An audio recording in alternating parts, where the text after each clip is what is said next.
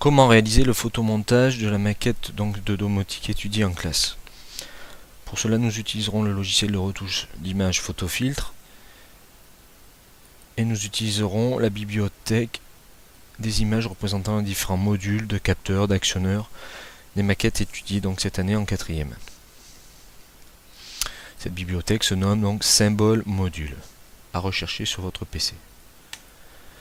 Donc quelle que soit la maquette à étudier, il nous faut déjà la photographie de la maquette. Donc pour exemple, je prendrai la photographie de la plateforme élévatrice pour fauteuil roulant. Ensuite, quelle que soit la maquette, nous utilisons une interface programmable. Donc j'ouvre son symbole et une alimentation. Donc je répète, quelle que soit la maquette, vous devez avoir au moins ces trois éléments à présenter. Donc la photographie de la maquette, le symbole de l'interface programmable et de l'alimentation. Donc on veut regrouper dans un même fichier image ces trois éléments. Pour cela, nous créons un nouveau fichier image en laissant les paramètres ici définis. OK. Et par de simples copier-coller, nous allons tout réunir. Donc je copie la photo de la maquette, je la colle sur mon nouveau fichier. Ensuite, j'agence les différentes images.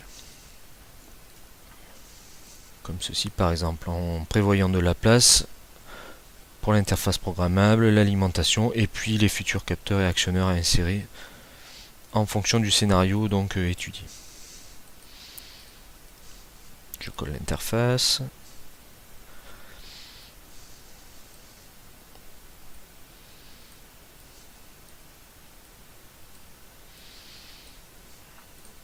Et pour terminer, l'alimentation.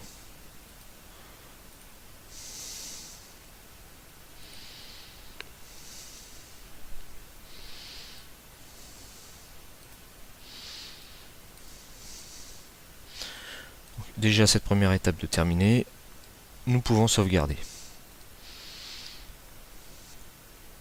En l'appelant par exemple maquette, handicap. Voilà, j'avais fait déjà un essai ici, et scénario, puis on pourra ajouter le numéro du scénario étudié.